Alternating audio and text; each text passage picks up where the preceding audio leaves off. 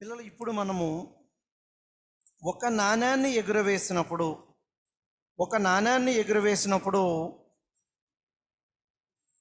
ఒక నాణాన్ని ఎగురవేసినప్పుడు ఒక ఘటన యొక్క ఒక నాణాన్ని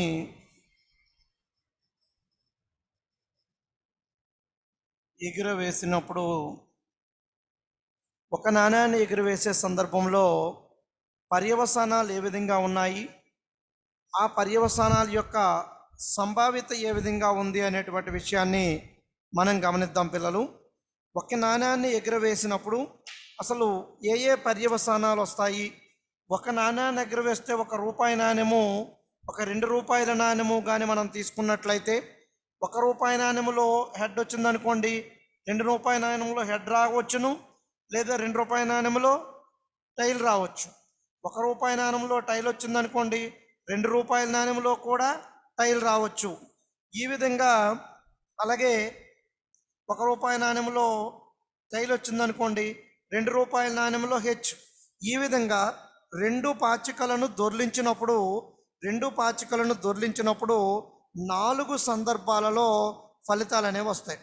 2 పాచికలను దొర్లించినప్పుడు 4 సందర్భాలలో ఫలితాలు అనేవి రావడం జరుగుతుంది. 2 నాణ్యాలను దొర్లించడం 4 పాచిక సందర్భాల్లో వస్తుంది. అయితే ఇక్కడ మనం గమనిస్తే పిల్లలు, ఎలాంటి ప్రశ్నలు రావడానికి అవకాశం ఉంది? ఇలా 4 సందర్భాలు వచ్చాయి కనుక దీనిని ఏమంటామమ్మా? ప్రతిరూప ఆవరణము అంటాము.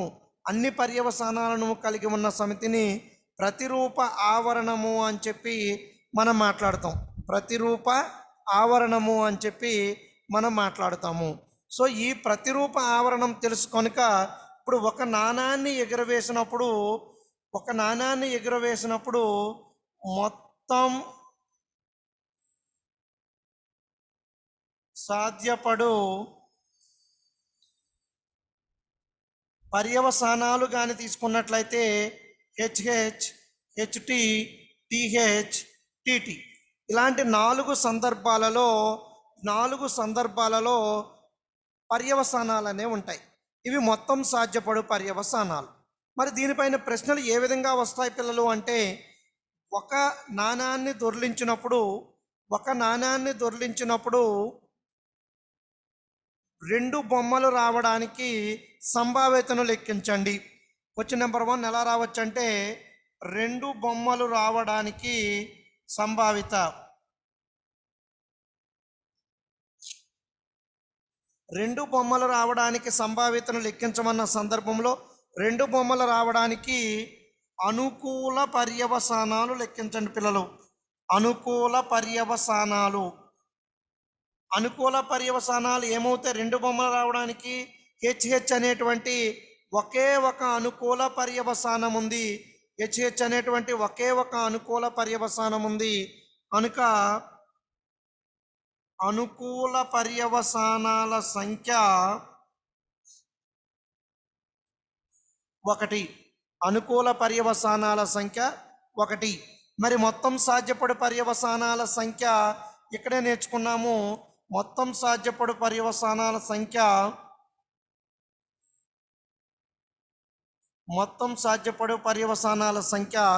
4. అంటే ఇక్కడ 2 పాచికలను దొర్లించినప్పుడు 2 నాణాలను ఎగురవేసినప్పుడు 2 నాణాలు ఎగురవేసినప్పుడు మొత్తం సాధ్యపడు పర్యవసానాలేమో 4 ఉన్నాయి. అనుకూల పర్యవసానం కేవలము 2 బొమ్మలు రావడానికి అనుకూల పర్యవసానాలు. అదేవిధంగా 2 బొరుసులు రావడానికి అనుకూల పర్యవసానాలు. 2 బొరుసులు రావడానికి అనుకూల పర్యవసానాలు మాట్లాడితే 2 బొరుసులు రావడానికి అనుకూల పర్యవసానాల సంఖ్య ఎంతమ్మా? సేమ్, ఇక్కడ కూడా ఒకటే, టీటీ వచ్చింది కనుక. సో దీని యొక్క సంభావ్యత కూడా మనం మాట్లాడితే, అంటే ఇక్కడ కేవలం అనుకూల పర్యవసానాలే చెప్పాం. సంభావ్యత అంటే ఒక ఘటన యొక్క సంభావ్యత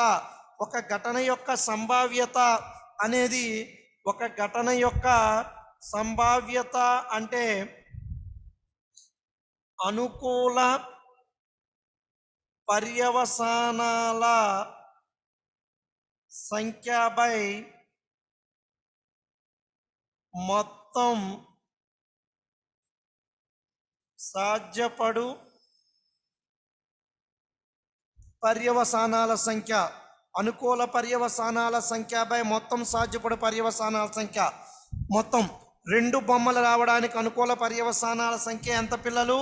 1. మొత్తం సాధ్యపడే పర్యవసానాలు 4. సో 1/4. అదేవిధంగా 2 బొరుసులు రావడానికి సంభావిత ఈ సందర్భంలో కూడా ఏమవుతుందమ్మా? 1/4. అంటే 2 బొమ్మలు రావడానికి కానీ 2 బొరుసులు రావడానికి కానీ సంభావిత అనేది 1/4 అయింది. అలా కాకుండా ఇదే సందర్భం మీద వేరొక రకమైన ప్రశ్న వచ్చింది. ఏంటంటే కనీసం ఒక బొమ్మ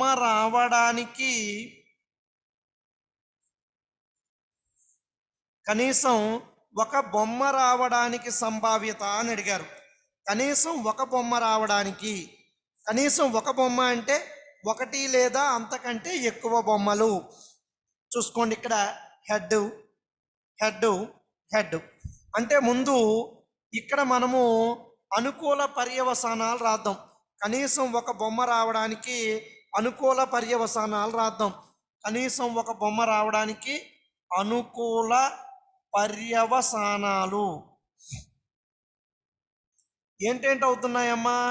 HH, HT, TH. కనీసం ఒక బొమ్మ రావడానికి అనుకూల పర్యవసానాలు 3. అనుకూల పర్యవసానాల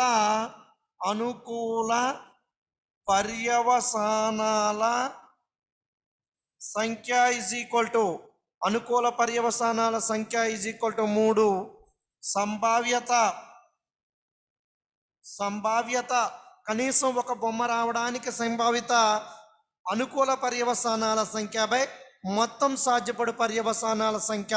ఒకవేళ దీనిని P(H)గా ఊహించినట్లయితే అనుకూల పర్యవసానాల సంఖ్య ఎంతమ్మా? 3.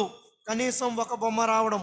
మొత్తం సాధ్యపడు పర్యవసానాలు 4 కనుక 3/4. అదేవిధంగా ఈ సందర్భం పైన కనీసం ఒక బొరుసు రావడానికి అన్నప్పుడు సంభావ్యత తీసుకుంటే 1, 2, 3 అనుకూల పర్యవసానాలు. కనీసం ఒక బొరుసు రావడానికి 3 అనుకూల పర్యవసానాలు. మరి మొత్తం సాధ్యపడే పర్యవసానాలు ఎన్నమ్మా? 4. 3/4. అలా కాకుండా ఒక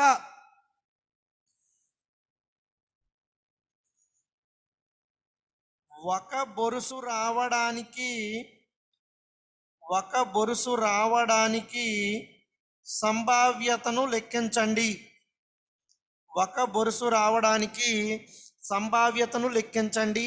అనే ప్రశ్న వచ్చింది. ఒక బొరుసు రావడానికి సంభావ్యతను లెక్కించడం అంటే ఒక బొరుసు రావడానికి అనుకూల పర్యవసానాలు ఏమున్నాయో చూద్దాం. ఒక బొరుసు రావడానికి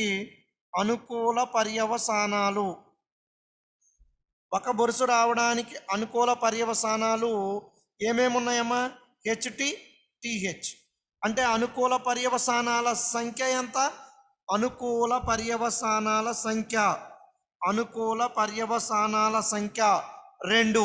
ఇప్పుడు మనము ఈ సందర్భానికి కానీ సంభావ్యతను లెక్కిస్తే అనుకూల పర్యవసానాల సంఖ్య బై మొత్తం సాధ్యపడు పర్యవసానాల సంఖ్య.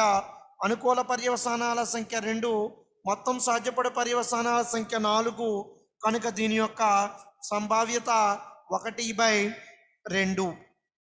ఇక ఇందులో రకరకాలుగా ఖచ్చితంగా 2 లేదా కనీసం ఒక బొరుసు లేదా 2 బొమ్మలు ఇలాంటి ప్రశ్నలు చాలా వరకు అడిగేటువంటి అవకాశం ఉంది.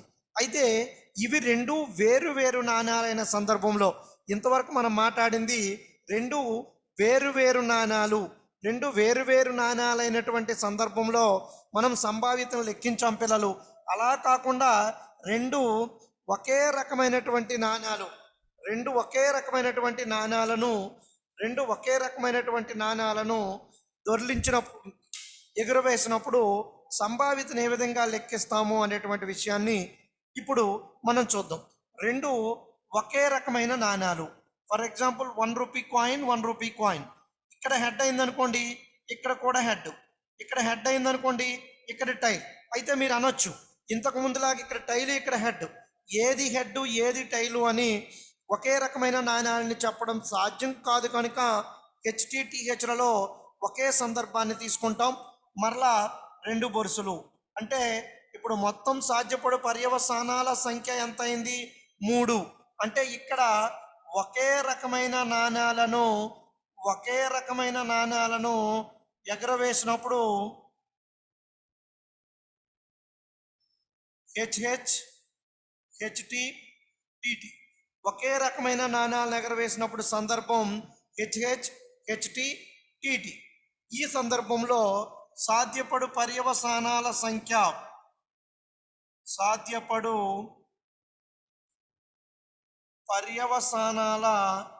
సంఖ్య ఏమో 3 వచ్చింది. సాధ్యపడు పర్యవసానాల సంఖ్య 3 ఏర్పడింది. ఇప్పుడు దీని యొక్క ఏదైనా మన ఇష్టము. ఇప్పుడు కనీసం ఒక బొమ్మ రావడానికి సంభావిత అన్నాం. ఈ సందర్భంలో కనీసం ఒక బొమ్మ రావడానికి సంభావిత అన్నప్పుడు ముందు కనీసం ఒక బొమ్మ రావడానికి సంభావిత అనేది గణించాలంటే కనీసం ఒక బొమ్మ రావడానికి అనుకూల పర్యవసానం మాట్లాడాలి.